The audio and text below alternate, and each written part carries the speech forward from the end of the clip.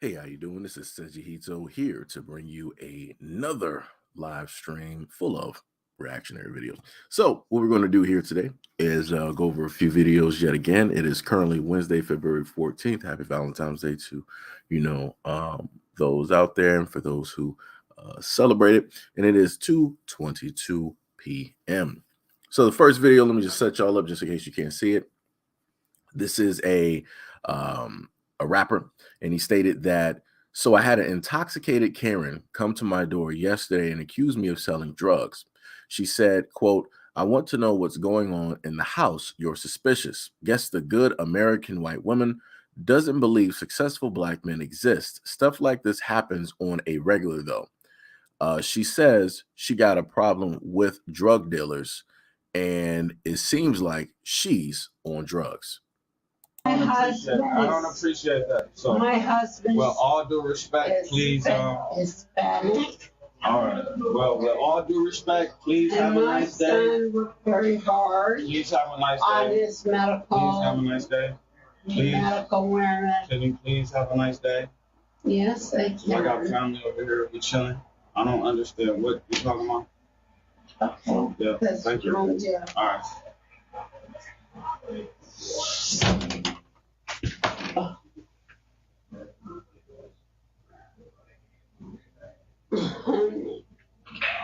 I'm not good.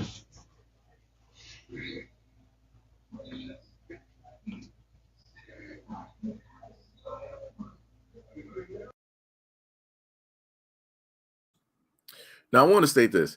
It's a very good thing that he had cameras directly set up because she fell twice. Very easily in her drunken stupor or whatever it is that she's in, intoxication, whatever you want to call it. She could decide to say that this black male rapper had pushed her, had put hands on her. If he did not have this recorded, this is why I always stated, especially the guys, that you need to have recordings. You need to have cameras because at any moment in time, some random woman can come directly up to your house, wherever you are, and accuse you of doing something that you did not necessarily do. Now, we all just sat up there, saw that woman have a clear-cut conversation. You saw the guy backing up directly into his house, and then after he closed the door, she failed. Not once, but twice. And she's still on the ground trying to figure out how it is that she got there. So again, like I said, guys out there need to be very cautious, need to make sure that you record. Even if you don't specifically have a GoPro, whatever it is, pull out your camera phone and start recording because you don't know where any of those interactions could lead, and you don't know what type of woman that you just may so be talking to.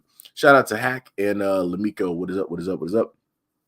So now we're going to go to another video, which is even crazier, but yet it's funny at the same time.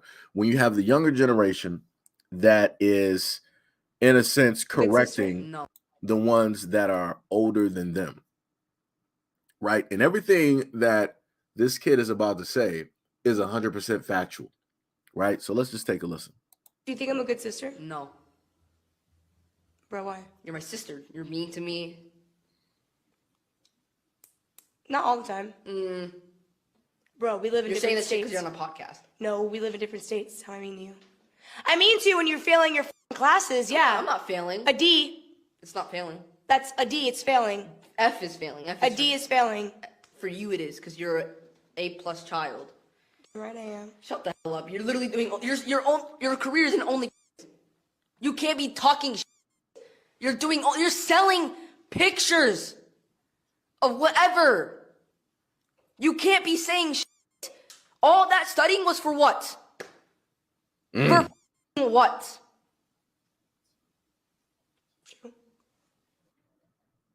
Yep, she got humbled real quick. And this is why, let me just go back. This kid is 100% right. She wanted to get on him about his grades. She wanted to get on him about failing, right? Because she was a quote-unquote A+ student. As he stated, it was like, yeah, you were A+ student. So, of course, anything lower than an A is going to be considered failing in your eyes. But he's like, what's the use of you being an A+ student all throughout your whole life just to end up on OnlyFans? And she didn't have nothing to say. Because at the end of the day, what was normally told to us is that, hey, you get straight A's, you go directly into college, you get a career, you made it in life. So she got the straight A's. What was stopping her from getting a good career? Oh, that's right, herself. She opted to do the easy route. She didn't want to sit up there and try to go into a career. She didn't want to try to go into the workforce. She didn't want to try to do something else different. She wanted to take the easy route, and the only route that she knew is like, all right, I did do the straight A thing, but that wasn't really my thing. School ain't really my thing. So I'm just going to sit up there and just sell pictures. I'm going to sell videos.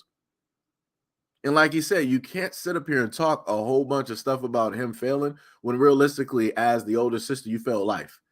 You're getting on him about grades, but yet you're an A+ student that was successful in school only to do OnlyFans. Crazy. And then you got to have somebody younger than you basically schooling you. Because obviously a lot of parents want to say certain things, but parents happen to profit off of these things. So they're not going to sit up there and say anything because now, the child, even though they disagree with it, the kid is out there making money. So it's like, all right, whatever. They buying the stuff, they getting the stuff. It is whatever it is, right? So a parent is going to sit up there and be proud just because they're getting something directly out of it, right? So this is why you need somebody who is not a parent. This is why you need a sibling who is not afraid to sit up there and tell an older sibling that, yeah, realistically, you ain't ish, right? And that's what he did. Kudos to him. Kudos to him. More stuff like that needs to happen. And a lot of these girls out here need to start getting humbled a lot more. Like I said, maybe it goes from like the extent of men telling a lot of women these things to the kids basically telling them, because this is nothing you're going to be able to say to kids. What you're going to say, oh, wait until you get older. You don't know much about the world and all the, you're not really going to have nothing much to say. You got, again, a lot of people have a lot of stuff to say when it's men specifically saying these things. But when you have somebody who is younger that is telling you this, you don't got no comeback. And that's why she was completely silent when it came to that. So now we're going to go to an even more crazier video. And I didn't even know that this was realistic. I mean, technically I knew, but I didn't know it in a sense to this extent. And it's a little bit baffling because a lot of women state that they want a guy. Let me just set y'all up, right? So when you go out here on social media, you hear, women on podcasts and whatnot say that they want a guy that makes a certain amount of money. He's completely financially stable. He's able to take care of them. He's able to facilitate their different needs and everything like that, right? He got to be a certain way, make a certain amount of money, have a 20-year plan all the way into the future to 2100 and all of this stuff, right? But just listen to this. And this is why I sit up there and state that you got a lot of women out here that talk a very nice game in a sense, but realistically what they want is not what they're talking about.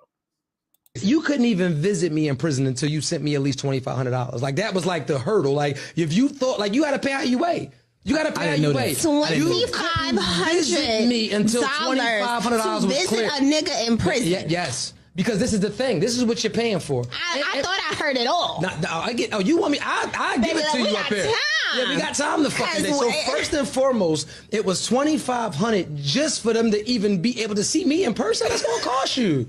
Because I know for it costs more to see you than Usher. Because I knew for a fact that I was providing things that they were not getting. See, what you have to understand about the world and why I was able to navigate it like that, first of all, I look away. Second of all, I'm intelligent. Third, my conversation is fucking world spending, right? And on top of that, I can give you something that they're not going to give you out in the world. I can really give you time and attention. So first of all, you got to pay me to listen to your problems. Paying for the experience. You have to pay me to act like I'm concerned. And that's what I am. And then when you come see me, I come hug you, my body. So we heard that, right? So this dude who was once locked up said that women were spending $2,500 just to see him, just to get through the door. This is a dude that's locked up. So mind you, you got a lot of women out here that always state that they would never date a guy that got a 9-to-5 job. That's not good enough for them. They're not going to make it. They're not going to date a guy that's making the same amount of money. The guy has to be making an exorbitant amount of money that they could not even fathom themselves. Then the guy has to be ultra attractive, body-wise, ultra attractive, sex game. It is a whole different universe, right? Everything, right? Everything has to be top notch. But yet this dude that was locked up is sitting up here telling everybody that women were spending $2,500 to come see him, to have conversations. Because his conversation was unlike any other guy on this planet. He could just talk about whatever subject possible, right? He could just easily, out of all the men in the world, he could just really give women the type of time that they needed. Listen to their problems. You literally got guys out here in the world that are in friend zones that literally listen to women all day, every day talk. And you mean to tell me that you're the only guy out of the whole planet that is able to literally listen to a woman's problems? You got to be kidding me. What I'm hearing is that you got a lot of women out here that, in a sense, gave up and they, in a sense, just want to pay for something. You got a lot of women out there that are quote unquote desperate, and they're like, well, I'm not about to be dealing with no 9-to-5 type of dude. I'm going to sit up there and go with the other guy, right? And I also want to reiterate, this dude has no choice but to spend time on every single woman because that's all he has. Being locked up is time. No disrespect to anybody locked up or who has been locked up, but let's just put it where it needs to be put. You don't got no choice. Because I promise you, the moment in time that he has options, the moment in time that that dude gets out and he has options and he's able to see all of the different varieties of women directly out here, he ain't about to be going back to those same women. Not unless they sitting up there paying. And then even though the lady's voice there was quite annoying to me, it was very annoying. It was almost on some ear-shattering type of stuff. She was acting like she was completely baffled. It's like, yeah, you got women out here that spend money on men. They spend money to get their backs broken. Yeah. That's the other key point that I want to, make sure that people get as well too. Just as well as you got guys out here that spend money on women to sit up there and, have a one night stand or whatever it is. You got a lot of women out here that pay men in order to get their back broken. And I know a lot of women out here don't want to be honest about it, which is cool. Whatever, you can be ashamed of it if you want to. A lot of guys not, because this is why, women have the clientele that they got. And there's another story actually dealing with that I'll go over. I might even go over it in this live stream. Matter of fact, let me see. Do I have that story pulled up? Because it does have to deal with all of that. What was it? Let me see if I actually got it up here. If I got it, I will actually do it. Let me see. They got one story up here with a Asian American woman. It's called a stripper and escort who caters to Wall Street clients, says she invested more than $57K in cosmetic treatments. So again, you got a woman here, Asian American, who is a stripper and escort, and this is her clientele because of the way that she looks and how much money and effort that she's put into herself. She is dealing with guys who are on Wall Street. A lot of women out here who always talking about, oh, I need a dude who make this amount of money. She's dealing with these dudes on an everyday basis. These are dudes on Wall Street. They got money. They got money all day, every day. These dudes got money, right? So again, dudes ain't really, in a sense, ashamed of it. People know exactly what it is. When you're a guy and you got money, you got selections, you got choices. You can sit up there and say, okay, I want this type of girl, whatnot, or whatever, right? And you'll go out there and find whatever it means that you need to find in order to get that type of girl. Women, on the other hand, for whatever reason, seem to be embarrassed to actually explain to people that, you do pay to get your back broken. It's a little bit baffling to me. It doesn't make any sense. But I guess it is, in a sense, what it is. But like I said before, the narrative that a lot of women, the main point is the narrative that a lot of women want to spin when they say that a certain type of guy of a certain type of caliber is needed. No, it's not. It's all lies. It's only if they are really into you. Obviously, the women who were pen paling him or talking to him, they must have been really, really, really, really into that guy to literally spend $2,500 to come to a prison, to come to lock up, to come see this dude. That's crazy. But like I said, if you got the money, you got it. If you got the money, you got it. All I'm saying is women need to stop judging men, because women got expendable income. They just spending money all over the scene. And best believe, if women are able to spend money everywhere else, they will also start spending money. When they got it, they'll start spending money on the things that they realistically need. Just saying. You know, Troy Parker said that's cap. I mean, this is the thing. If you ever heard of a gigolo, I'm just saying that I'm not gonna sit up there and say it's cap, because you do have women up here. Let me explain this to you like this, right? This is how I know that women like this do exist. When I was in high school, we had a computer class, right? The girls in the computer, while I'm sitting up there looking up music, video games, whatever it is, the girls in the class would all be to one section in the corner of the class. Do you know what they would be looking at? They're not looking at male celebrities. They're not looking at rich dudes. They're not looking at models. They're looking at mugshots. They're looking at photos of dudes who are literally locked up for murder, for thievery, for all of these things. And I'm like, oh, that dude is attractive. When did he get out? I can sit up there, wait on him. Oh, by the time he get out, I'll be a senior. And like, you literally hear them vocally making plans because they're interested in these guys because of how they look. They don't care if he committed murder. They don't care if it's domestic. Because I've even heard girls before like, oh, he went in for a domestic. Well, that was her, but he could sit up there and put hands on me. And right? I've heard these conversations. So it's not, trust me, it might sound like he's making himself out more than what it is, but I'm trying to sit up there and tell you, you got women out here. I done seen them when they were in high school. So you can only imagine what they are now. And some people will say, like, oh, well, you know, people do change. You know, some people, you know, say stupid stuff when they're young, but they don't really mean it. They just say it. No, they meant that. They meant that because, like I said, being the quiet guy, looking at how everybody moves, the same girls that were interested in dudes' mugshots and dudes being locked up, they were always going to the street dudes. They'll be the main girls that will be getting pregnant, and then you would never see that guy being in the picture. Trust me, I done seen them after high school. So I know what it is that I'm talking about. So again, I'm just sitting up here telling you, brother. Because trust me, I get what it is that you're saying. You got some dudes out here that want to inflate themselves up to make it seem like they're more than what they are. But always remember, you got a lot of, I'm going to say girls, and you got a lot of women that'll say, I want a nice guy. I want a guy that respects me. I want this and that. I done literally seen girls out here that was getting beat by their boyfriends, and they return right back to that same dude. But yet they talking about they want a dude who's humble, who's going to respect and value them. But yet that dude is beating the brakes off of you, but you saying that you still love him. And then you're going to not only give him one kid, but you're about to give him two more. So, you know, this is the world that we live in.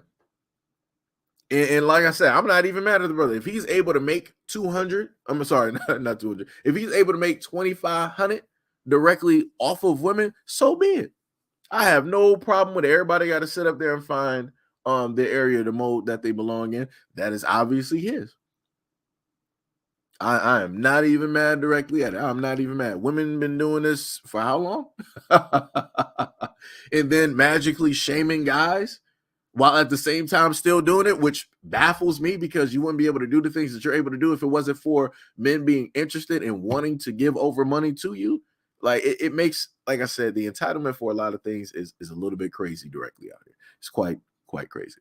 But yeah, that right there is crazy. But wait, we got something more even mind-boggling. I'm not even going to sit up there and explain this next video for you guys. I'm going to just let you hear the video. There's also subtitles to it as well, but let's get into it. Keys at you once. That was a bad one. No, I don't like how you just glossed over that. What? Or when I almost ran over you with the car. That was bad. And I have the anger issues? Yes.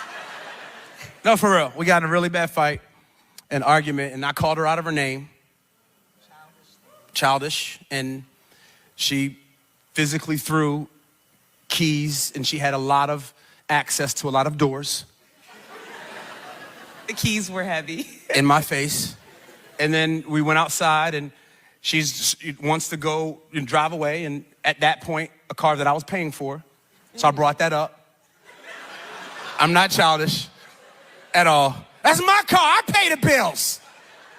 And then I stuck my hand in the window to try to get the keys, and she rolled the window up on my arm. And then I got behind the car, Pastor Earl, and she tried to back me over, run me over. I mean, I was just trying to get him to get out of the way. He wouldn't listen. So here's the deal, guys. How many of you would admit that there are things that you do in your marriage that are childish? Come on. True. Come on. And what we have discovered in our marriage is that the issues from our childhood, from the past, continue to show up in the present until they are healed That's right. with your spouse. Let me just explain something to y'all real quick. Not once in there did she state that he laid hands on her. The most that he did was call her out of her name. Ooh, so scary. So wrong to do, right? She decided not only to physically hit him with multiple keys that were quite heavy, threw him directly in his face because she knew exactly what she was trying to do. He then got outside of the car, more than likely, and went to the driver's side or whatever and tried to get the stop her from driving or get the keys directly out of the ignition. She proceeded to roll up his arm into the vehicle, right? So then he proceeded to basically walk around, and that's when she decided that she wanted to pull off. But I want y'all to understand, if you go back and listen to the video, you heard women in there when he was explaining it, you heard women keying and laughing. But I'm like, so you're dealing with a DV situation, and a man is explaining this to you, and the woman who did this is right there. She's smiling about it. Women are keying about it. But yet, if this was the reverse, do you know how many women in a crowd would be like, "Oh my God, I can't believe he did that," or "You're still with him? Oh my God, your faith in God and everything else must be something spectacular, and for you to still be with him, and he did that, and oh my God, why didn't you call the police, and why didn't you do that? I know a best friend that sat up and went that. My mom experienced that. My sister went through that. My daughter's going through that. I went through that myself. I read that in some type of blog. I read this on some type of," you know how many experiences women would be literally pulling directly out of their ass in order to say that I understand this woman and I'm right there with her because she is me and I am her. But yet, when it's a man sitting up here telling you like, "Yo, this is the DV experience that I had with my wife," nothing. Where's the sympathy from women? Where are the women in the crowd sitting up here saying like, "Oh yeah, I understand that. I've been through that. That's never good." Where are all of the women to shut that down? Nowhere to be found. And this is why I keep stating before that there is no such thing as equality. Ain't nothing out here even, because women don't want stuff to be even. They want stuff to be selectively in their ball court, in their arena, so that they can hold that up. That's it. Like I said, y'all saw it clear cut in 4K. This is a married couple. The woman is sitting up there shaking her head like, "Yeah, I did all of that. I threw the keys. I rolled his arm up. I tried to run him over." She even agreed and corroborated everything that he stated. She did not deny a word. And you didn't hear no gasps. You didn't hear, you didn't imagine or see any women clutching their pearls or nothing when he's explaining that story. But yet I thought DV was a real situation. I thought that was a real thing. I thought we should really take that serious. But I forgot. We should only take that serious when it deals with and happens to women. Because women are the most important things. Nobody else matters other than women. If it happens to anybody else, don't matter if it happens to kids, not important. Grandparents, not important. Somebody else's kids, not important. Men, not important. Only when it happens to women is the only time that people should be coming out and be empathetic and sympathetic and trying to give a shoulder for them to lean on. That's what that video just showed you. So like I told y'all before, when I just so happen to talk about certain things and I say that realistically in a world that people do not care about men, their feelings, and what it is that they go through, I'm going to sit up there and show you something that shows you that. Exactly. Like I said, that's crazy to me. I wouldn't wish that on no dude out here. I done seen videos of women literally running dudes over with vehicles, attacking dudes with weapons, pots, pans, knives, whatever. And the dude is literally running. But like I said before, you got a lot of women out here be like, "Well, I bet you he won't call her out of her name again." That's the main thing that I've been hearing since I've been born. "Well, I bet you he won't do that again." Oh, word. So I guess I should say the same thing whenever a dude puts hands on a woman. Oh, she was out there talking to a dude. Oh, he sat up there and mopped the floor with her. She got 2 black eyes. Oh, I bet you she won't be talking to another dude again. Oh, her boyfriend found out she got a Field of Dudes text messenger and he sat up there and whooped on her. Oh, I bet you she won't. I bet you she's going to replace that phone. I bet you only family and him is going to be on her phone. I bet you she learned a lesson. Now, like I said before, if I start basically applying the same logical wording that women use in reverse, now it seems as though that I'm trying to okay DV or harm against women. But nobody wants to pay attention to the fact that when men talk about these problems, there is no empathy or sympathy for women. Women feel that men deserve it. They'll be like, well, look at what all of the harm and stuff that y'all have done to women over the years. You think that we're going to give you sympathy and empathy? Where were you guys at to empathize or sympathize with us? Well, I was a child, man. What do you want me to sit up there and do? How am I supposed to care or do something about a situation I have no control over? I'm a child. What am I supposed to do about that? I was 4 years old when you were sitting up there getting your ass beat by who not and whoever. And you expect me to sit there as a 4-year-old to risk my life for you? How? Am I going to fly, teleport? Am I Professor X? Do I got the Sidorak stone directly in my body to turn into the Juggernaut? Like, how am I supposed to sit up there and defend you and to stand up for you? And then you want me to stand up for you when you can't even stand up for yourself? Huh? But like I said, that's all I'm trying to say. It's completely crazy, you know, how these things transpire and take place, and how when you flip the cards, the same energy that people normally give ain't even there. Ain't even there, right? So now we're going to level this out a little bit. We're going to go to the parent section, right? So you're going to end up looking at a son and his mom. I guess they do a podcast or videos together. And he said, my mom is a master manipulator. So I'm confronting her about it today. In my opinion, her actions, even in this video, prove just that. What do you think? So we're going to take a look directly at this video, and we're going to see what everybody thinks directly about this. What's up, TikTok? Hey, it's Tammy, Chaos Coordinator. I'm here with my mom.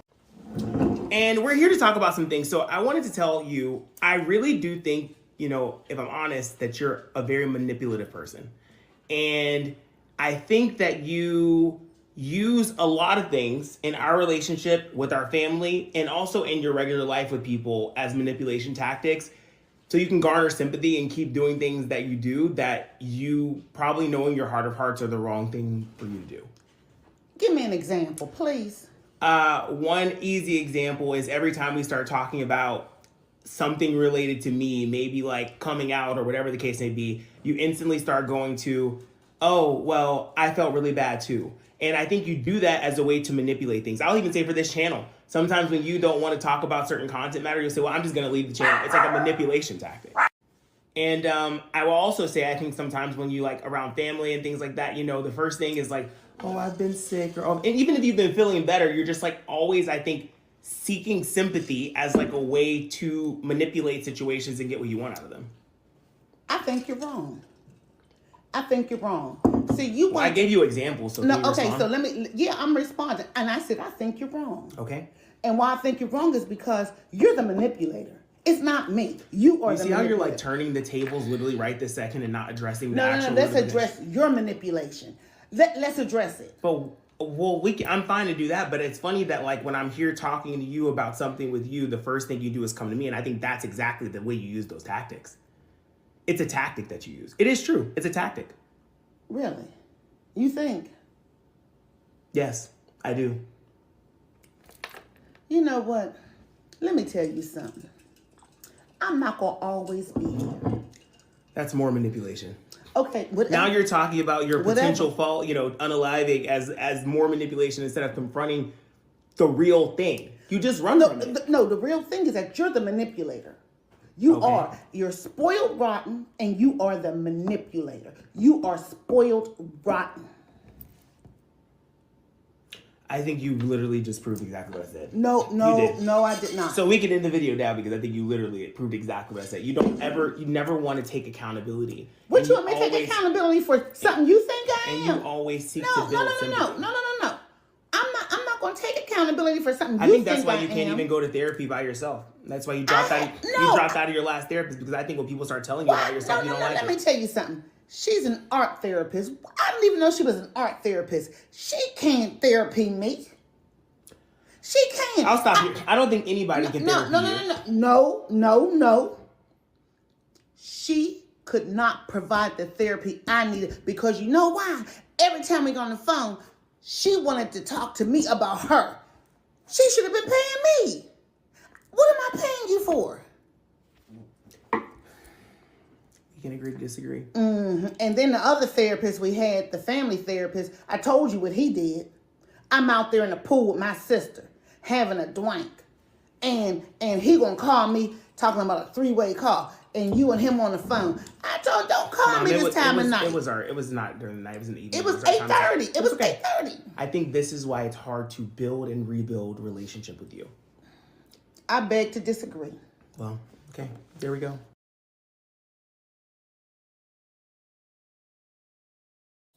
So we were able to hear that, right? Every time the son tried to specifically talk about one thing that was aimed directly at the mom, she wanted to come back and she wanted to point the finger at him and say what it is that, you know, he's not doing or how it is that he was acting and all. I'm like, yo, this don't got nothing to do with him. We're addressing you.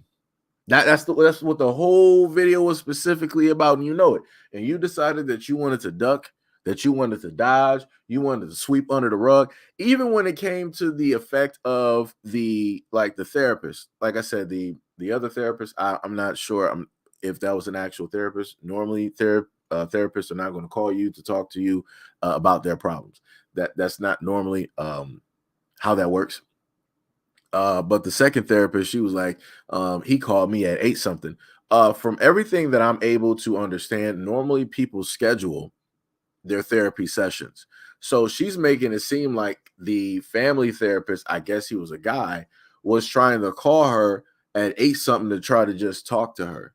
And I'm like, nah, ma'am, that's not how that works. People normally schedule. You said that you were out there having a dwank with your sister or whatever. So you more than likely forgot. Because you were so inebriated, you were so intoxicated, you were having so much fun at the pool that you forgot that you had scheduled an appointment earlier on during the week or whatever for that specific time on that specific day. But now you want to try to turn around and make it seem like the family therapist is a problem. Then you want to even try to make the fact of the call being a 3-way, which is a therapist, your son that is on video, and you want to say that even that's a problem. It's a family therapist. How do you think that they do family therapy? You think that they're just going to talk to everybody, single file? Nah, they're going to, if they can, they're going to have everybody in the same room so that problems can get situated. So things that are in the dark can come directly forward so that it can no longer be a problem or an issue so that people can move past those emotional barriers, right? Those things that are holding them back emotionally from, that other person. Like I said, it sounds quite crazy. I'm just saying. And the reason that I know what it is that he is talking about and he's referring to, RIP to my grandmother, but my grandmother was the exact same way. When you wanted to basically tell her about herself, or if she was wrong in something, like I'm talking about 100% wrong. It don't matter in the tone or the way that she was, directly speaking. Don't matter if it was to you or somebody else. They were like, yo, you were wrong. You should go and apologize to that person. They didn't deserve you speaking to them like that or you going off on them like that. And as most old people do, they'll sit up there and be like, no, I don't owe nobody no apology. I'm not wrong. It's that person that was wrong. They should be giving me an apology and all. I'm like, yeah. I know exactly every single thing that he's referring to because I've experienced it and also seen it as well. And I've had to sit up there and apologize for my grandmother. Because, and a lot of people understand and know what it is when you have to apologize for how somebody else is acting because they cannot do it from within themselves because they feel that they are right in every single thing that they do. And they feel like the world owes them an apology. It's the craziest thing to ever have to sit up there and go through. But it's something that, people have to sit up there and go through, which is crazy. It is completely, completely crazy. like I said, that's something. That is a something type of thing, right there. And you got the mother up there talking about like can't no therapist, do whatnot or whatever. I'm like, yeah. I'm like, I don't know. Hopefully the therapy is free, because if y'all spending money, that's a waste of money. Y'all might as well quit while y'all ahead, because ain't nothing going to get fixed. The moment of time she opened her mouth and she was like, well, I'm not going to be here forever. I'm like, oh, here we go. I've heard my grandmother sit up there and say the exact same things. And then what follows behind that is that, I'm completely fine with the choices and the decisions that I've made directly in my life. I'm like, oh my God. I'm like, so you just can't sit up there and admit that you're wrong. You can't admit that you got faults. Like, it's not that difficult as a human being to be like, you know what? I messed up. Let me just walk that back real quick. Let me see where I went wrong. Let me just start off with an apology. Let me just start off. Even if you don't see where you went wrong, let's just start off with an apology. Just so we can get like a basis of some type of form of understanding, so that we can make some type of leeway directly into a direction of fixing things, making things as simple as possible. But, you got too many people that are, that much into themselves that they see no wrong in anything that they do, no matter which the way to describe stuff, talk to people, the emotions that they directly throw off, how it is that they may just instantly cut off somebody off of something that was just not even serious at all. Like I said, it's a lot. It is a lot. Let me go through. Shout out to Hack, Lamiko, Tippy, Black First, Pink. Who else we got up in here? We got Troy. We got Nook. What is up? What is up? DSA 1. We got Righteously. Jaleesa, what is up? We got Lotus in the building. What is happening? What is happening? And yep, that's what we got right there. And what y'all say? He was like, I heard that about therapists before, but peace family. You also said, what else we got? Troy said delusional. Righteous said hell no. Oh, so you say you went through that with your grandpa? Yeah. Yeah, I'm pretty sure at certain points in times in people's lives and their families, if people actually take the time to go back, they'll realize that they more than likely went through these things as well. It might not have been specifically with a father or a mother. It may be a grandparent, right? It may be an aunt or an uncle, stuff like that. But usually it's with somebody who is older, where you have to deal with things like this, where they feel like everything is finite and is set in stone and they're not changing for nobody. And, all of those things. Like I said, it's crazy. Troy said, I need to send that clip to a friend. Oh, yeah. If you need to send, like I said before, screen cap it, whatever you got. Well, I guess you could probably do it after the live stream or whatnot. It's not going to be that long, so you won't even, have to wait that long. I want to say that we played that clip was about like a 3-minute clip. So within like the 30-minute mark, you would just go back to the live stream and you would find that clip. So then you will be able to capture it from your phone or whatnot or whatever, and send that directly to your friend or what have you, right? So now we're going to go a little bit deeper, because you might have to turn the volume up on the devices that you listen to, because when he initially starts talking, it's going to inevitably it's going to be low for whatever reason. So we're going to listen to Monique's son and what it is that he specifically has to state about the situation between him and his mother. So I'm going to let that play, and then I'm going to play what Monique and her husband had to say after that. Hi, I am Shalon. I am a stand-up comedian, Monique's oldest son. I guess I felt the need to make this video to just provide some context into this false narrative about her praying to the universe in order to reconcile our relationship or whatever the hell it is. I wrote it all down so that way I don't go all over the place and get emotional or anything like that. So I'm gonna talk like I'm reading a script, but it's just gonna help me kind of stay together.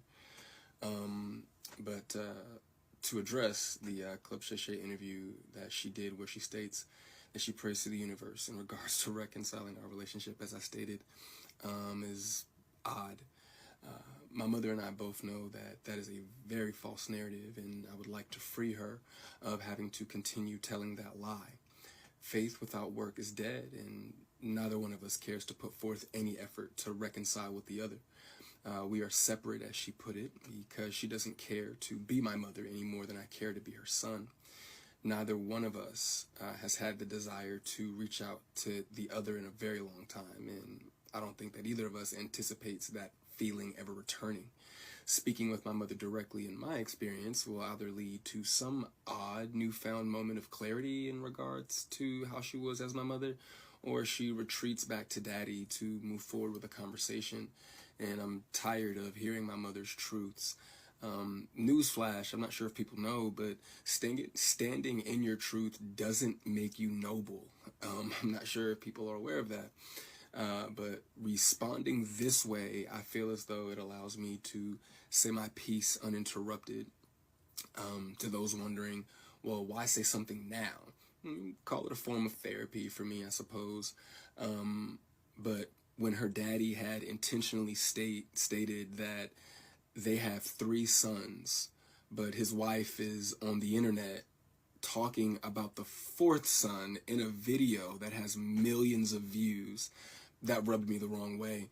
But anyway, to inform a child that you are not interested in being a mother at a time when that kid is the only kid that has the potential to lead a child to believe that you are not interested in them specifically. But to take it a step further, you also admit, my mother had also admitted to me that she didn't do the best job that she could do, which would also make one begin to question, all of your past decisions and prior emotional interactions. But to be completely honest and fair, those were things that I was willing to get over. Nobody's perfect, we're all human, but my mother showed a clear lack of humility, compassion, and consideration when taking any level of accountability for those things. My mother does a fantastic job of acknowledging a lot of things, but she doesn't take accountability very well, and anything that she may take true accountability for, it's only at her convenience, in my experience. But if I had to guess, though, her interest in being a mother probably started around the time that she married her daddy and had his children. But that interest, obviously seemed one-sided, and as it should have been. By that time, I'm in my late teens, so to some degree, the neglect becomes easier to hide or validate, I guess you could say. There are now 2 baby boys in the house, that require attention. But still during that time, however, I still watched her enjoy the love and admiration of total strangers more than my own. To this very day, my mother has never expressed to me when. All right, so what we're going to do here, because this is a little bit too low even when I try to turn up everything, so I tried to do this in the background while the video was playing. I'm going to replay the whole thing from the beginning with the louder version. Hopefully it's a little bit louder so that everybody can clearly hear, so that you don't have to have your phone directly on your ears speaker wise and do it. So hopefully this may fix it. Hi, I am Shalon. I am a stand-up comedian, Monique's oldest son. I guess I felt the need to make this video to just provide some context into this false narrative about her praying to the universe in order to reconcile our relationship or whatever the hell it is. I wrote it all down so that way I don't go all over the place and get emotional or anything like that. So I'm gonna talk like I'm reading a script, but it's just gonna help me kind of stay together. But to address the Club Shay Shay interview that she did, where she states that she prays to the universe in regards to reconciling our relationship, as I stated, is odd. My mother and I both know that that is a very false narrative, and I would like to free her of having to continue telling that lie. Faith without work is dead, and neither one of us cares to put forth any effort to reconcile with the other. We are separate, as she put it, because she doesn't care to be my mother any more than I care to be her son. neither one of us has had the desire to reach out to the other in a very long time, and I don't think that either of us anticipates that feeling ever returning. Speaking with my mother directly, in my experience, will either lead to some odd newfound moment of clarity in regards to how she was as my mother, or she retreats back to daddy to move forward with a conversation. And I'm tired of hearing my mother's truths. Newsflash, I'm not sure if people know, but standing in your truth doesn't make you noble. I'm not sure if people are aware of that. But responding this way, I feel as though it allows me to say my piece uninterrupted. To those wondering, well, why say something now? Call it a form of therapy for me, I suppose. But when her daddy had intentionally stated that they have 3 sons, but his wife is on the internet talking about the 4th son in a video that has millions of views, that rubbed me the wrong way. But anyway, to inform a child that you are not interested in being a mother at a time when that kid is the only kid, that has the potential to lead a child to believe that you are not interested in them specifically. But to take it a step further, you also admit, my mother had also admitted to me that she didn't do the best job that she could do, which would also make one begin to question, all of your past decisions and prior emotional interactions. But to be completely honest and fair, those were things that I was willing to get over. Nobody's perfect, we're all human. But my mother showed a clear lack of humility, compassion, and consideration when taking any level of accountability for those things. My mother does a fantastic job of acknowledging a lot of things, but she doesn't take accountability very well, and anything that she may take true accountability for, it's only at her convenience, in my experience. But if I had to guess, though, her interest in being a mother probably started around the time that she married her daddy and had his children. But that interest, obviously seemed one-sided, and as it should have been. By that time, I'm in my late teens, so to some degree, the neglect becomes easier to hide or validate, I guess you could say. There are now 2 baby boys in the house, that require attention. But still during that time, however, I still watched her enjoy the love and admiration of total strangers more than my own. To this very day, my mother has never expressed to me when, if ever, she became interested in me as her son. That did lead me down a path of questioning my self-worth and struggling to understand the value of a mother in a child's life. In the interview, she also states that she gave me an apology. But an apology to a son from a mother that consciously showed no interest in him holds no weight. There are still women to this day that my mother will give credit to for being more of a mother to me than she ever could. Her assistant, my cousin, being one of them. Every time, though, that my mother would state that she was right here whenever I was ready, that ideology still blows my mind today, that a person could openly admit to being an uninterested, not put my best foot forward type of parent and be so self-centered that they still express to the kid, you have to come to me when you're ready. You got to come to me for us to make this right. Okay. But I'm not sure what my mother could possibly think that she has shown me in the past or have for me now that's not money, goodness gracious, that would make me want to come to her or whatever those feelings are supposed to be. A mother is supposed to be the first woman that a boy falls in love with. I loved my mother very much, but my mother loved things more than she loved me, and she would validate her love for me by giving me things and would proceed to call me ungrateful or inconsiderate if said things did not have the desired effect.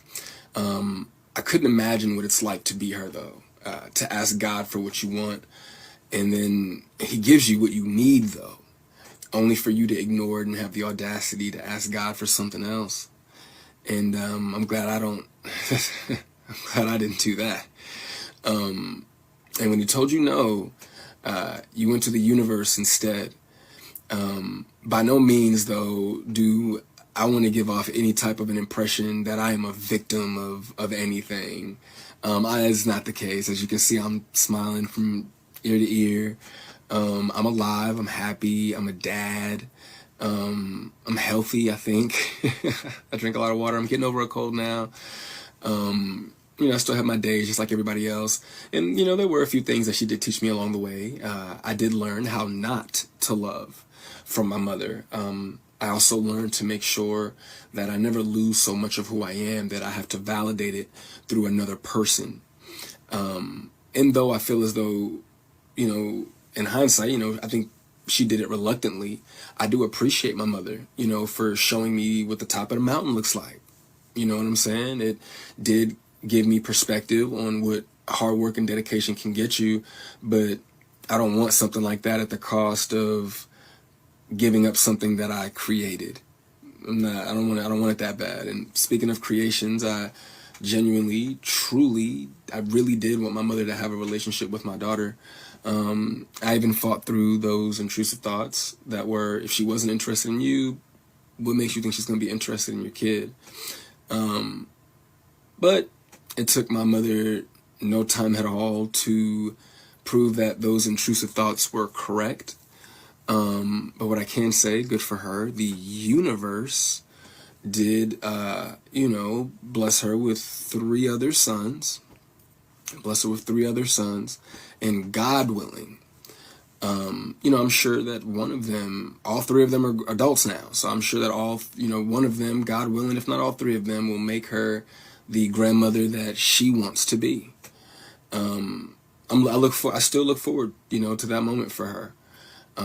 But overall, when it comes to the boys, though, I am happy that whenever they do hear me talk, sorry, my phone did something weird, but whenever they hear me talk, they don't know what it is. They can't relate to what it is that I'm saying. My experience with my mother is not their experience, with our mother. So my prayer for her and them is that they continue to see her the way that they see her now. I do also want to make sure that I say thank you to my mother for giving me life. Without that moment in time, I wouldn't have had my little one. But outside of that moment, there isn't anything that either of us has to offer the other. In my opinion, it's a waste of God's time and the universe's time for praying for something that you are not willing to put forth any effort to obtain. Putting the work into becoming Monique is more important to my mother than being my mother. And I do not believe that it was never about her being there and waiting for me, but it was supposed to be about me being there and waiting for her. My mother's value had reached such a low point in my life that I no longer found it necessary to either want to wait for her or even go to her.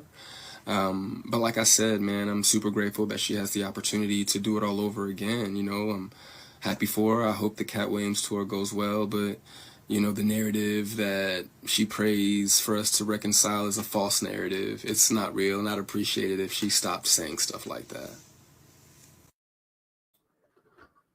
I just want to note that this brother right here is like 30-some years old. Realistically, out of everything, that was again about like close to like 10 minutes. You just need therapy. It's like you're not in your early 20s, you're not in your teens, you're 30, and you got like a kid or kids. And out of all the years that you could have decided to do this, you waited up until she now has some type of spotlight. And you're like, let me start mentioning and putting this directly out there.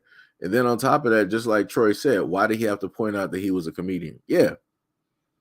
It's like, if this was just really about you trying to air some stuff out, you wouldn't have been putting anything else in there. It would have just been strictly about the topic. That is it. But you decided that you wanted to highlight certain types of things. He even stated himself that, I'm not even trying to put time into, basically reconcile and all this other type of shit. And she is not trying to do it. So why are you even having this conversation? How are you trying to say that your mother is the problem when you said yourself that you're not even trying to put forth the energy in order to fix the situation or the problem? that's in between y'all. And then the other thing that I want people to note as well is if you look back at a lot of Monique's interviews, she stated herself that she was not the best mother. She stated before that she put her career over everything else because she was trying to make it. She was trying to, put a name directly out for herself and everything like that.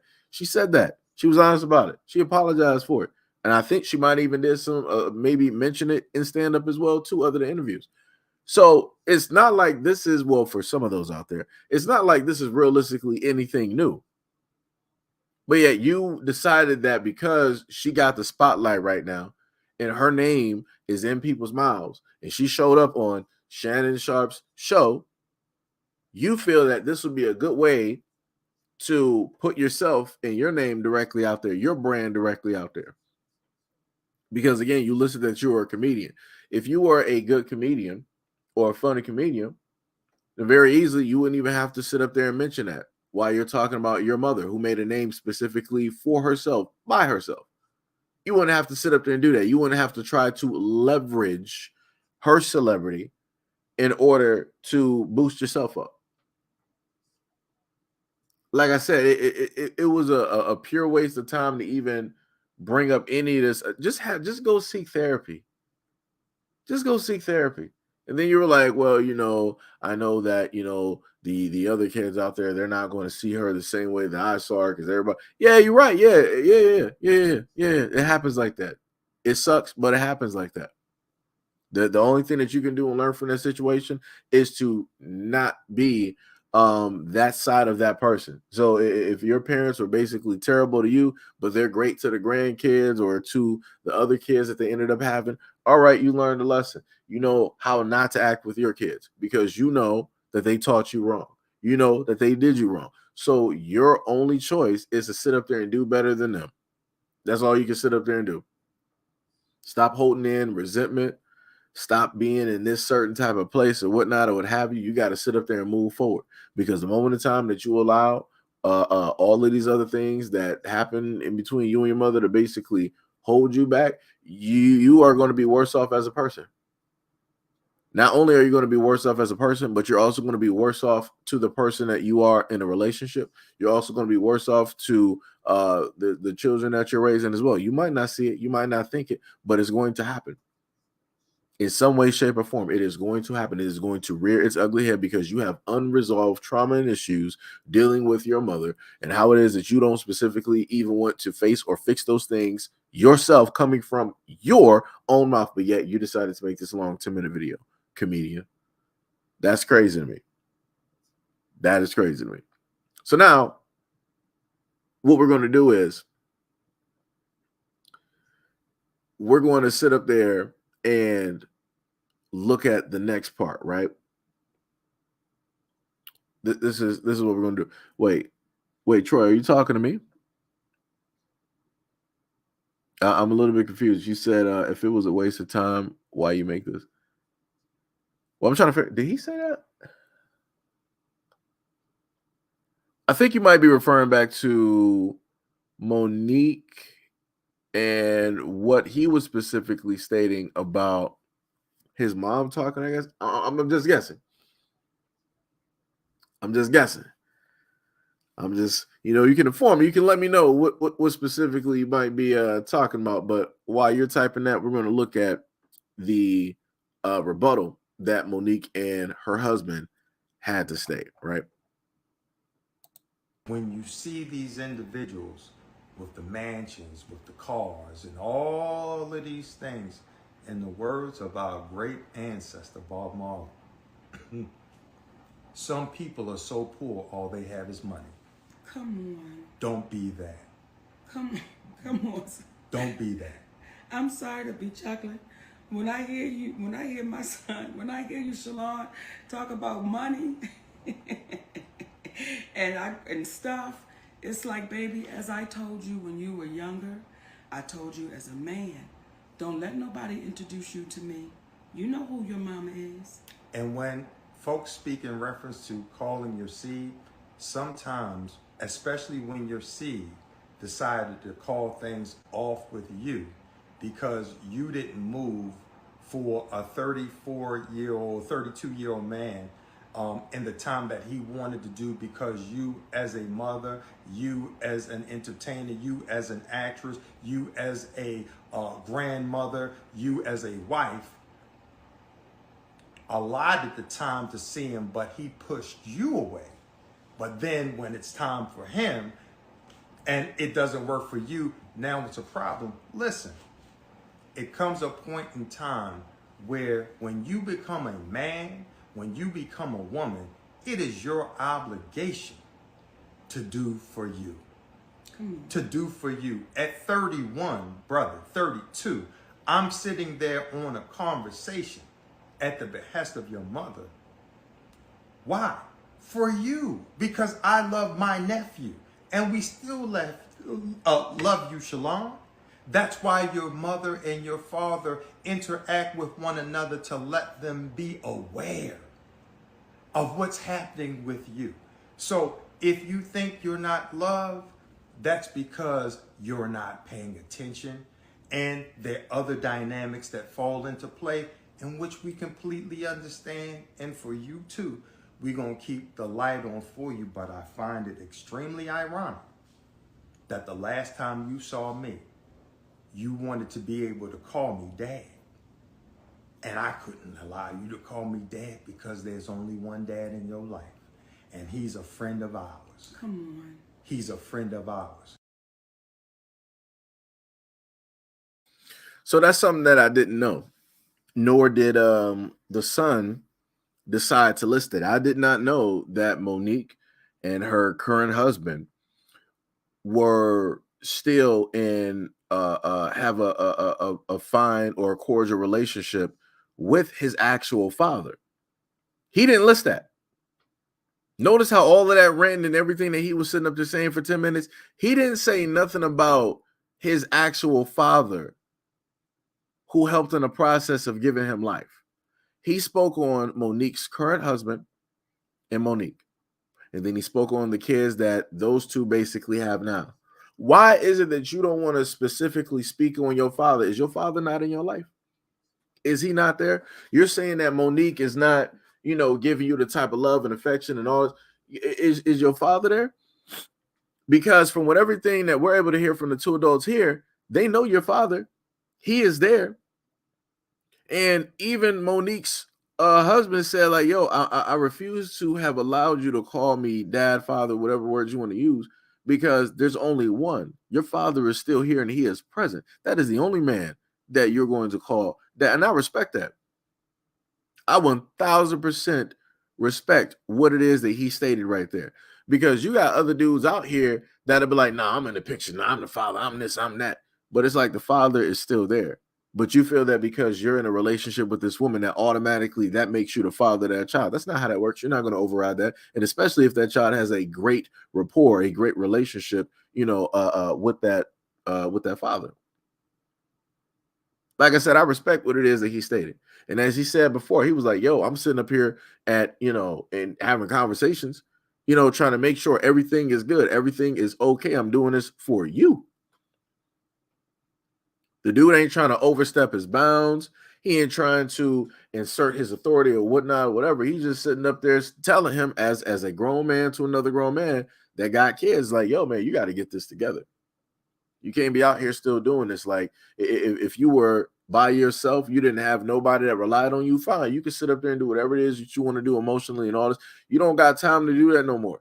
You don't got time to still be going back and forth and trying to do all of this stuff. And you got kids. You can't do this. And this is why I told people before, I feel like in a lot of instances, too many adults are selfish. And if you know that you are the selfish type of individual, don't go out here and be procreating. Don't do that, because the only people that you're going to hurt at the end of the day are those kids, because they're not going to get the full 100% you, because you're still off on your journey. You're not going to sit up there and be a grown-ass adult on a journey or a quest, and then along the way you decide to have kids, and now the kids got to be dragged along on that long searching quest because you still ain't find yourself yet. Find yourself and then have kids. Stop trying to sit up there and do a multitude of things at once, and then you want to get mad at the kids when they feel a certain type of way. They got the right to sit up there and feel a certain type of way. Like I said, I told people to stop doing that. And I'm specifically referring, back to, like the son. Troy, I got you. I see you down there. You said you was referring to the son. I technically I figured that, but then all of my years of doing this, I'm like, wait, is he talking about me?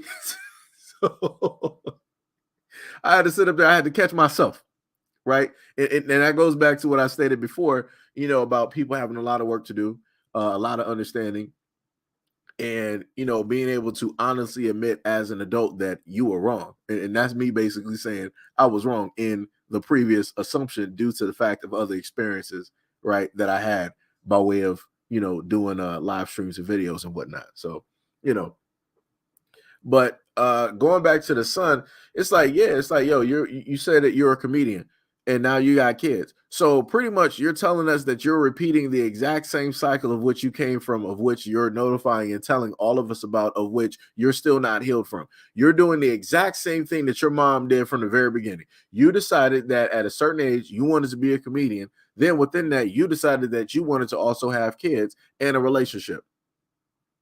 And now you want to be online complaining? Word? That's what we're doing? That's how that works out? How did we get here? How did we get here? And it's like for him to not even understand or see the road of which he is leading himself down is crazy. And I promise you, later on, he'll probably come out with another video trying to blame Monique for the reason why he doesn't have a good relationship with his kids. As his kids get older and start to realize certain things, he's more than likely, he might not have a great relationship or a great rapport with his kids because he's going to be focused on trying to be this comedian like he listed in the previous video. I'm Monique's son. I'm a comedian. Nobody asked you. Nobody asked what your job, occupation. You could have been a baggage handler. It didn't even matter because nobody was asking about any of those things. You were just supposed to specifically explain why it is that you feel a certain type of way. It's crazy. It's completely crazy. Completely crazy. We got Troy down in the comment section laughing. Yeah, man, it's I'm telling you, it's like some people want to say that they got like PTSD when they deal with like wars and stuff. I got PTSD dealing with social media. Like I said, I'm not too far removed from stuff where I can't just basically admit a misstep, because like I said, automatically in my mind I'm like, yo, I think Troy is gunning for me right now. Hold on. DEFCON 5, but guess what? I had to sit up there and pull back. I'm like, I don't think he actually like meant it in that way. He was just sitting up there talking about the son and what he was referring to and whatnot, but now, so I'm not sure how this is going to work out. Because, I'm just going to say ahead of time, YouTube is pretty funny.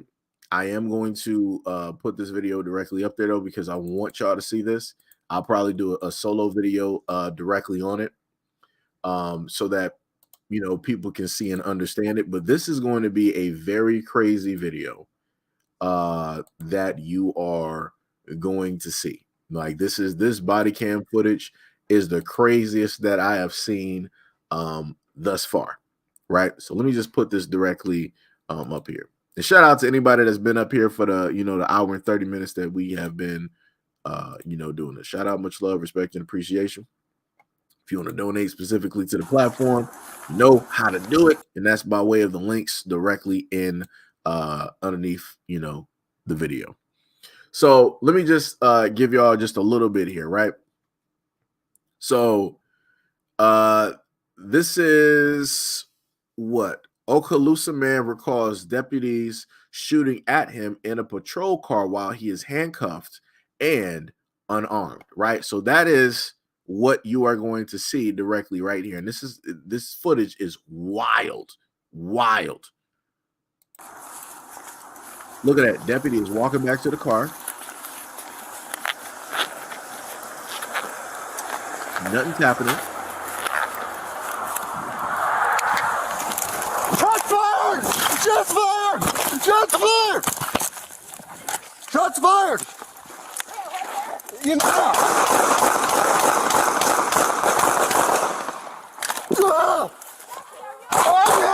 I'm hit!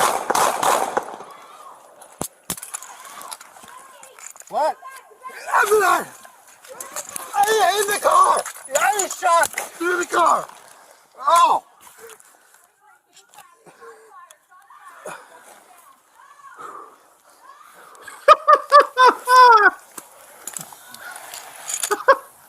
Bruh. Bruh.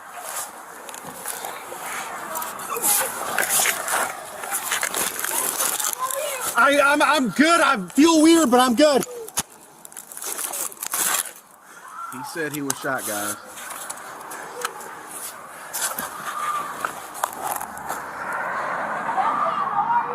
I'm good. I'm good.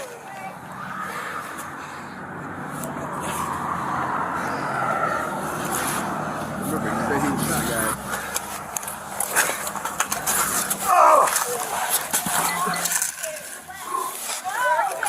I don't know.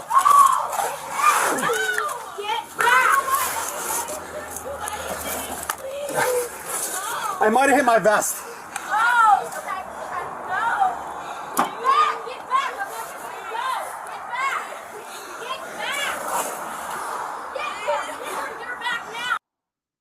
So let me just rewind that real quick, right? Remember, he said shots fired. He said he got hit.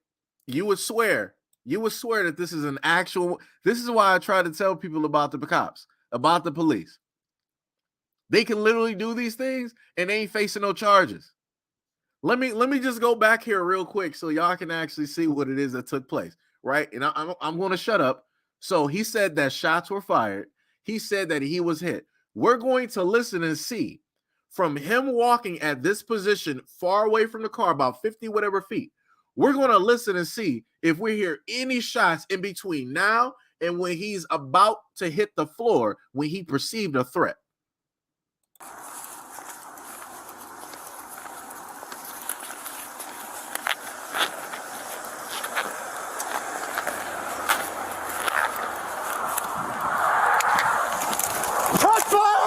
Shots fired! Shots fired! Shots fired! You know. So, class, did anybody hear any gunshots?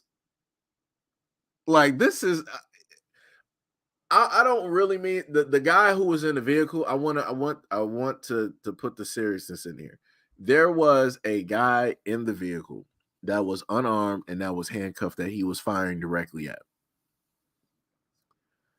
I want people to understand how serious this. It is funny, but it's also serious because potentially during that time, a man that was in the back of that vehicle could have lost his life.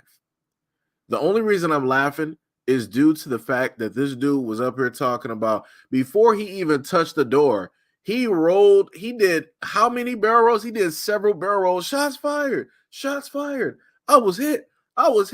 Hurry up and pull out that gun. You would have swore he was in Last Stand playing Call of Duty. Like that dude was just down there firing off every shot like he was the last man standing in Zombies waiting for a self-revive.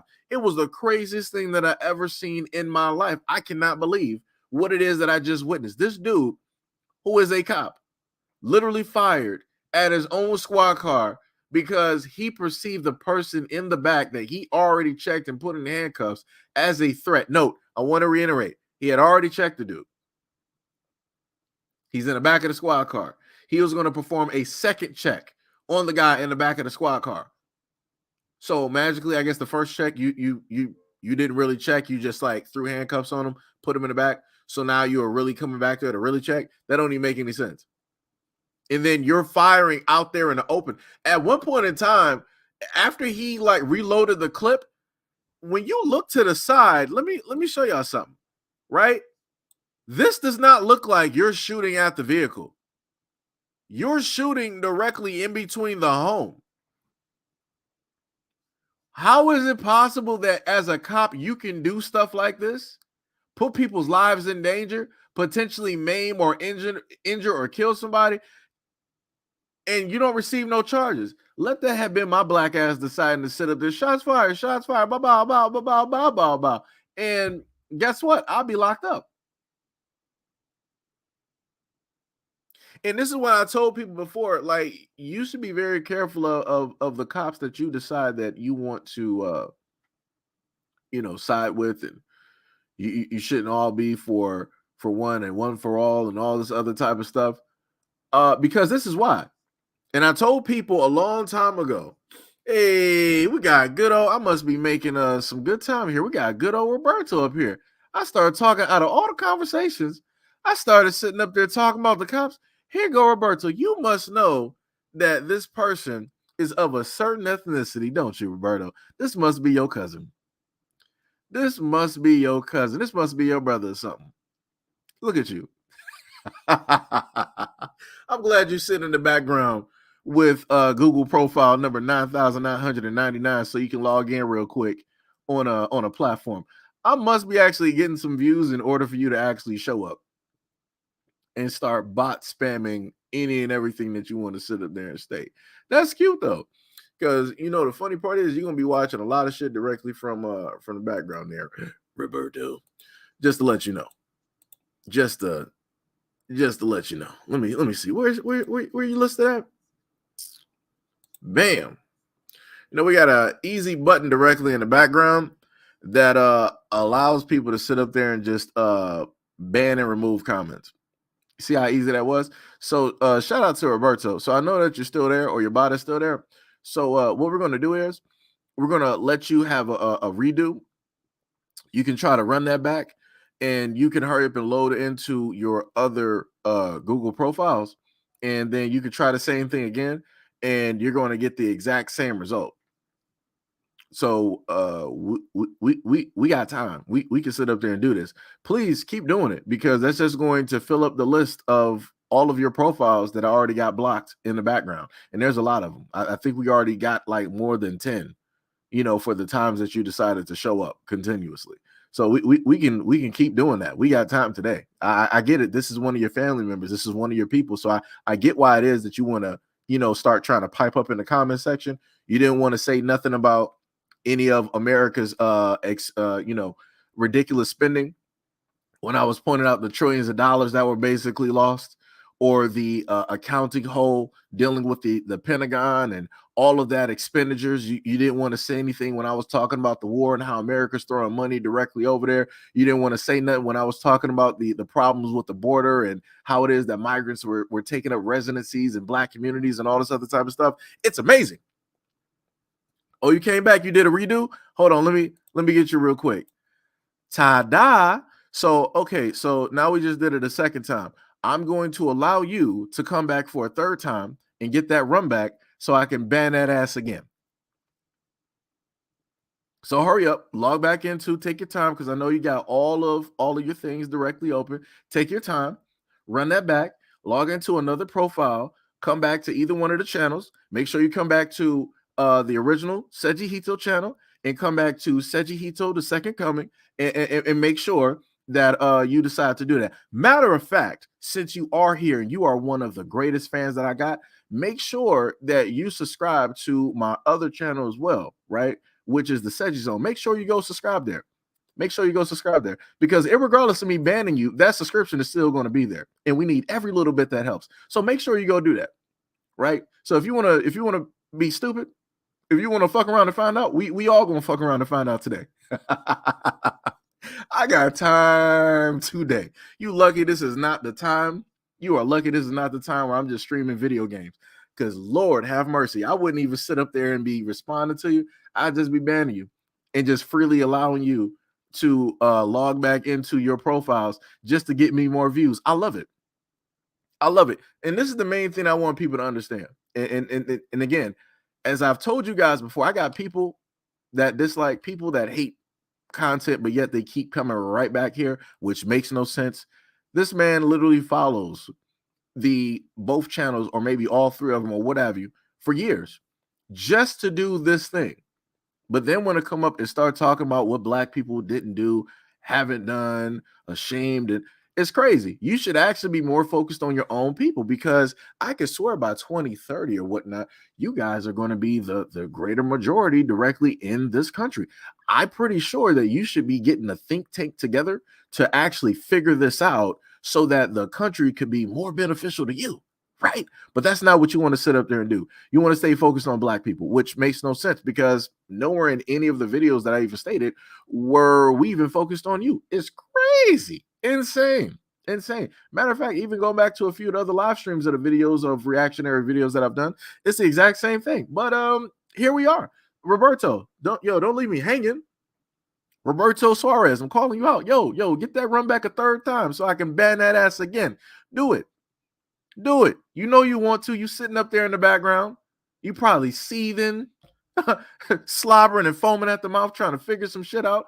Go back and log into one of your other profiles that I did not ban over the years, or make a brand new one. We got time. And then come right back here and leave another comment. Take your time. Take your time. Where we at? We had an hour and 20 minutes. Take your time. Take your time. Like I said, it's crazy.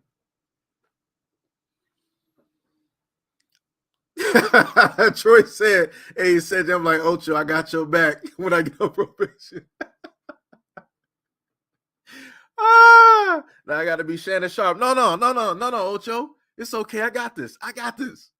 It's like, it is hilarious. It is hilarious. Like I said, this is why, it is very great. This is a clear-cut example. I'll put it to you like this. So for anybody that does want to be a content creator, this is the type of stuff that you will have to deal with at a certain point in time, right? You'll have those people that will act like fanatics, and they will specifically come to your platform, hate your content, hate you, and all this other type of stuff, and start stating a whole bunch of BS. But I want to also reiterate, they do this in hopes to try to trigger the algorithm so that you will get flagged, right? So again, there used to be a point in time where I would actually showcase comments on the live stream, but then I had to actually pull that back because some of the comments that were showing up were bots and they were for like adult sites. And I'm like, yeah, we're not doing that here. And then you would have stuff like this where Roberto and many others will show up and they will want to start, writing a whole bunch of stuff and yada, yada, yada, yada, yada. It's crazy. It is crazy. The DSA once said, if Seji says, bring your ass back to get banned, I got him. I'm waiting, like I said before. But this is the other thing I also want you to pay attention to if you ever want to be a content creator. In a lot of instances, you'll have people like this. They will show up just to throw off what the conversation is, right? And the funniest thing is, I didn't make this a black or a white conversation. I was just saying people in general should not be looking so far up to police, because at the end of the day, the video is showing you that this is what can happen to anybody. But as always, Roberto Suarez, who normally goes to a lot of black channels along with other people, they decide that they just want to come directly in and they want to, try to switch the conversation to something else. Like I said, I can do two things at once, especially when I deal with trolls. I've been doing this for enough time where I can cover both things at the same time and probably bring it directly back around or what have you. But like I said, the real reason that Roberto is here is because this is one of his people. This is one of his people, because the deputy's name was, let me see. They said, according to the sheriff's office, Jackson arrived at the scene around 9:09 a.m. and he was detained, searched, handcuffed, and placed in the rear car of Deputy Jesse Hernandez patrol vehicle. So I want y'all to understand the reason why Roberto decided that he wanted to show up here is because he already knew what this video was about. But instead of just listening and sitting back like a good dummy, he decided that he wanted to speak up. We got Miguel. We got his second other cousin that sat up there and just jumped the wall. So this is what happens here. This is what happens here. Now you gotta swap over to something else. And I guess you and your whole family, Miguel Suarez, is about to get banned today. So we're going to let you run that back because it seems that it took you about like 5 or so minutes to make that profile with a whole nother picture directly up there. So bring that ass back again so you can get banned and we can start bringing this full circle yet again. I understand that you are completely mad that one of your own, matter of fact, since we're here, let me just, TMB said, wait, what's going on? All right, so TMB, what's basically taking place is that you got a troll that likes to come on directly to the live stream, or every now and again, and they want to start showcasing some stuff, right? They want to start talking, right? And I have to ban them continuously, right? So I see the numbers are increasing on the live stream a little bit. I'm pretty sure he got a few screens open and he's logging directly into those Google accounts, those boosted Google accounts, so he can come right back here and do an onslaught. No problem. My finger is pretty quick when it comes to banning. So we can do this all day. Shout out to Captain America. I can do this all day, right? So since we're doing this, let me just make sure to put this to the side so I can spot to see if Miguel or what was the other name that we had up here? We got Suarez and we had Hernandez, who not and whatever that was directly up here. Let's see here. Oh no, maybe it was just the same. No, it was Miguel and Roberto. Kissing cousins. I don't know.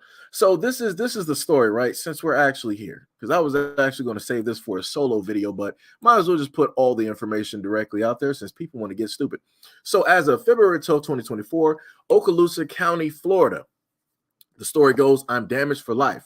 Okaloosa man recalls deputies shooting at him in a patrol car, handcuffed and unarmed. Marquise Jackson recently shared publicly the story of what might have been the scariest day of his life. It all began on at 8:42 a.m. on November 12th, 2023, on McLaren Circle, when the Okaloosa Sheriff's Department received the call of a vehicle driving around honking its horn, disrupting the peace at around 3 a.m. A woman then called the sheriff's office, accusing Jackson, 22, of taking a vehicle and sending threats via a text message and phone calls. According to the sheriff's office, Jackson arrived at the scene at around 9:09 a.m. He was detained, searched, handcuffed, and placed in the rear of Deputy Jesse Hernandez's patrol vehicle. The woman then completed an affidavit for a stolen vehicle. She was told that Deputy Jackson, she told the deputies that Jackson, right, quote unquote, the suspect, had a silencer, but she wasn't sure where it was and that he had more than one weapon. When Hernandez, the officer that you see in the video shooting, when Hernandez was returning with the victim's rights form for the woman, another deputy had communicated they found her vehicle, which means that obviously, the suspect, didn't take the vehicle. So then Hernandez then approached the passenger rear door of his patrol vehicle to do a secondary search of Jackson when he heard a pop shot, which he thought was a gunshot and believed he had been hit. So let's roll that back, right? Because this is where we at, right? So remember, he's returning back to the vehicle, putting on his glove in order to do a secondary search when magically he thought he heard a shot. Shots fired! Shots fired! Shots fired! Right? So then they say that Hernandez yelled shots fired multiple times, fell to the ground, rolled, and began firing into his patrol vehicle. Sergeant Beth Roberts then began firing into the vehicle in response to the perceived threat after she saw Hernandez's response, reaction, and fear for his life. So not only did Hernandez fire at his own patrol vehicle, but a sergeant fired at the exact same patrol vehicle. So you got a hail of bullets going into this patrol vehicle where a quote-unquote suspect is being held that is unarmed and that is handcuffed, right? So then Jackson escaped injury and no weapon was located. Witnesses stated that they heard what they thought could have been a muffled gunshot, according to the OCSO news release. 3 News 5 reporters listened to the body cam footage and did not hear the sound described. So let's go back, right? If the news reporters weren't able to hear it, let's see if we can hear it.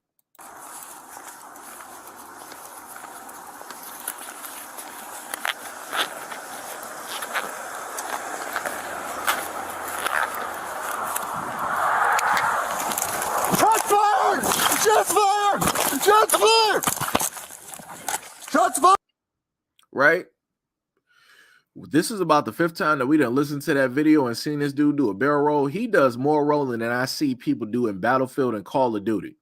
I did not hear no shots. I clearly heard a car going over the road. I didn't hear a pop. I didn't hear a shot. I didn't hear nothing explode. I didn't even hear anything go towards his direction. But yet him, and if you look way in the background, I'm sorry, if you look in the foreground, like forward, you see another officer by some parked cars in some homes. That's the sergeant that was firing also into the vehicle as well. So you got two cops firing into a vehicle because a quote unquote perceived threat. Idiots, straight idiots out here. So we're going to continue, right?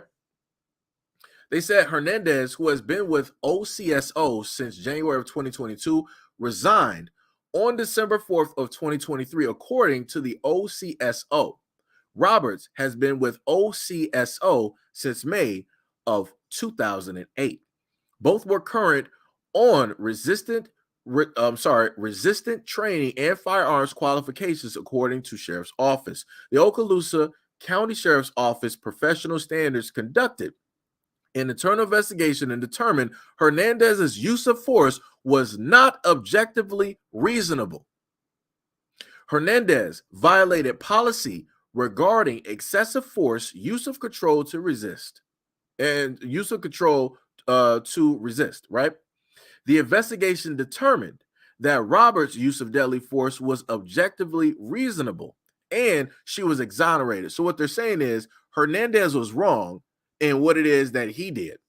But the sergeant wasn't wrong because the sergeant looked at the officer and the officer gave off the sense of a perceived threat. So in response, the sergeant responded in shooting in the exact same manner as Hernandez. Okay, she should be fired too. That makes no sense.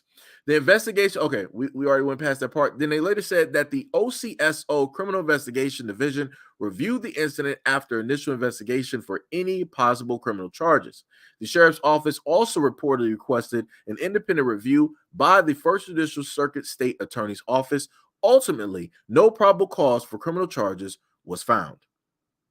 So let me show y'all who I'm talking about here. Let me just highlight this real quick. So this is Miguel. Miguel likes to post stuff because he's pretty angry at himself for a lot of reasons. Like I said, it's crazy out here how people tend to go. So just in case y'all, if people are wondering who it is that I'm talking about, this is who we're talking about. You got a lot of people out here that want a little bit of spotlight. So I got you, no problem. This is what that looks like. But you know what we always like to say, shout out to a low tier guy, get that ass banned. So now you are banned yet again, but forever will your comment be listed directly on this video though. So good luck to you and your illegitimate kids that keep running amok all over the place that you're not taking care of. Shout out to you. Shout out to you. Let me tell you, you saying that black women are mad at you, but the hairline though, what's going on there? You got more of a Vegeta hairline than I got. That shit is crazy. You thought you was doing something with that cut though. You really tried to give yourself some angles. Those are indoor house corners that you done gave yourself on your forehead, sir. I don't know what is going on. When people sat up there and told me that men need to sit up there and let their hair go when they know that they're balding, I see exactly what it is that they're talking about. You need to let that shit go. Your shit is looking like a convertible sunroof at this moment in time. And you got the nerve to be trying to cook people? God fried your hairline, sir. That is clear cut what has happened to your hairline. I feel sorry for your son because he's going to be already born bald. He's going to grow up bald and he's going to end up bald. Good luck. Good luck. That is crazy. The mouth that you got with the lack of hairline that you, how do you do the audacity? The hairline is not matching the ability to talk. I'm just letting you know. I'm just letting you know that the hairline is not matching. You're talking about you're this high commodity, but your hairline is not speaking that language, sir. If anything, you would want to actually go to Turkey first to get a proper hairline. Like I said, the corners that you got directly on the side of your head, I can spot those in my house. Who gave you that, sir? You need to get your money back. You need to get your money back real quick. Real quick. That's why you gave yourself that side profile. You got a big ass head, sir. That's looking real crazy. Real crazy. I don't even need a flash screen looking at that shit. I can literally see the sun in the reflection on that oily ass forehead that you got. That is crazy. You really thought you was doing something with that side profile and that barely, if anything, 5 o'clock shadow that you rocking? Yo, just cut it all off, man. Let it go. Let it go.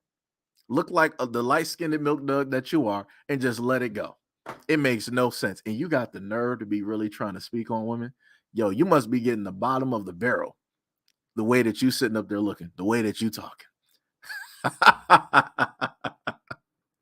Yo, like I said, hey, it is what it is though. You gotta you feel a lot about yourself, no problem. But the moment in time that you start talking reckless, you cooking yourself out here. You lucky I don't blow up this picture at this moment in time. You are so blessed. And I got the time to sit up there and do it. I don't even feel like doing it. I'm just gonna let you be. I'm gonna let you be. And you doing this? What is this? A restaurant that you took this? You really thought that you was a model in this bitch, huh? You thought you was really cooking with this shit, huh? Is this your Tinder profile pic? Is this your pic from MySpace back in the 2000s? Is that what we doing? Like you really thought you was some GQ type shit? That's crazy to me. That is 1,000% crazy. Jesus Christ. How do you do this? You could have just been out somewhere on vacation and took a picture. You decided to do this shit in a restaurant. That's how I know your ass is old. You need to somebody take his phone. Somebody take his phone. I don't know who's related to Suarez out here. Take his phone. Take his phone. Bruh, like I said, some people just they just do way too much.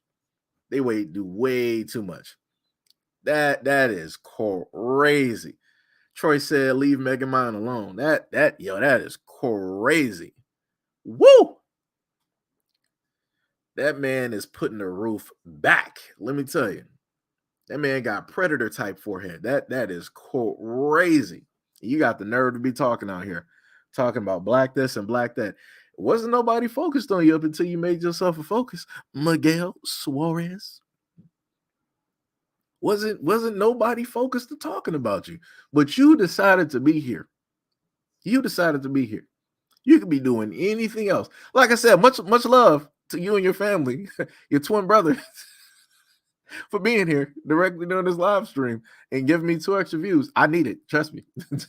I am not complaining at all. And this is why I allow you to stay here. So you can run that back, come directly back into the comment section, and throw something else back up here. I should have actually highlighted the original picture. Should have highlighted the original one. But, it's cool. It is what it is. It is what it is. But, the greater question is, how many of your family are coming directly over here? That is the question that I want to ask. And where are they located? Would it be in the Texas, California, Chicago, New York, Florida?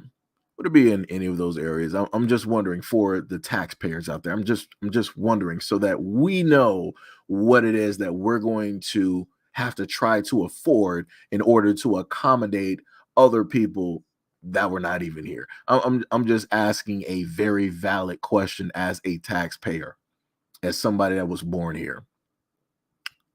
Just saying.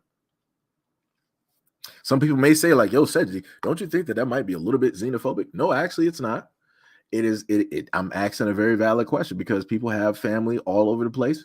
So, Miguel wanted to roll over here with the rest of his Suarez posse and wanted to start leaving comments. So I'm just only asking, as a caring citizen, about his family and, how is it that they're going to, survive and, find jobs and be able to work and, all of these things. I'm just, I'm interested. Interested. Mo said his shades are literally sitting on top of his head where his hairline is, or where his hairline used to be. Yo, it is crazy out here. Like I said, it is what it is, though.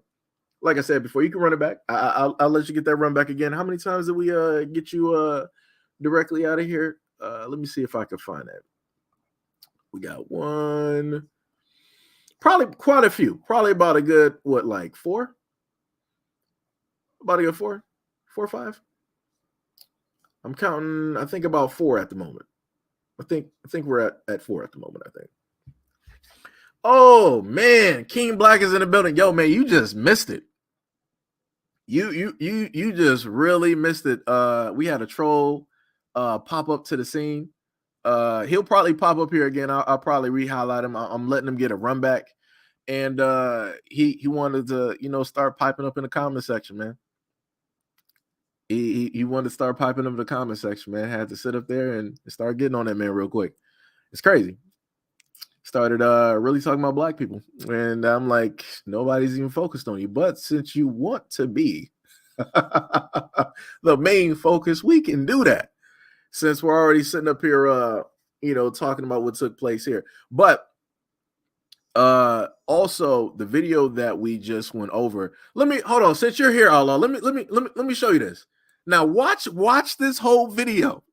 Listen and watch this whole video. This is going to be the most insane police video that you've probably seen in a while. Just look at this real quick.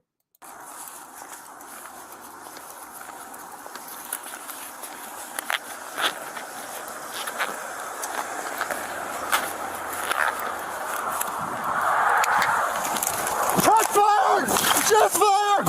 Shots fired! Shots fired! You know.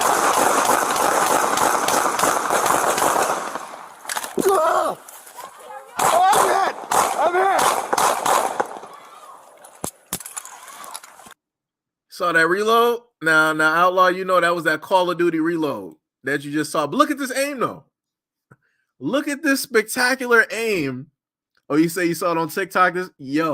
This video is insane, man. Yo, even when I'm on playing Battlefield and I might be on the ground, I'm not aiming like that. Even when I've played Call of Duty and I've been in Last Stand, I'm not aiming like that. How do you go from shooting at your own patrol vehicle to now pretty much aiming in between homes? How bad of a shot do you have to be? You mean to tell me that you couldn't just swing your arms down to aim directly back at the... What are we doing?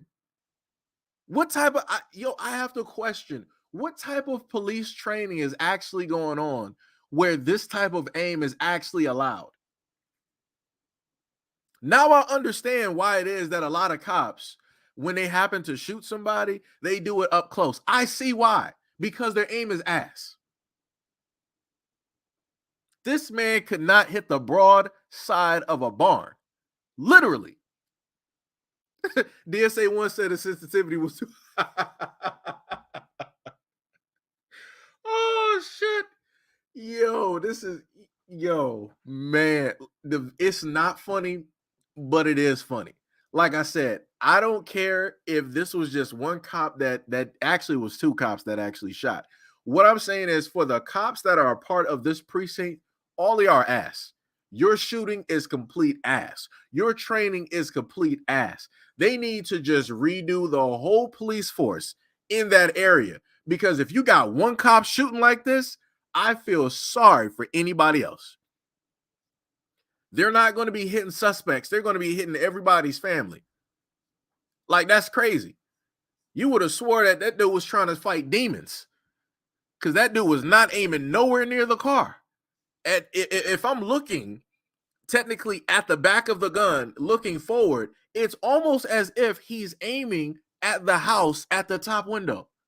That's some Call of Duty level type of aiming right there. This man needs an actual aimbot in real life to assist him with his fucked up aim. That's ridiculous. That is so ridiculous. Jesus. That man did say one say he thought aimbot was active. He did. I don't know what he paid for. What site he went to, he needs to get a refund by PayPal real quick. Real quick. Troy was like, I'm telling you, his aim assist wasn't working right that day.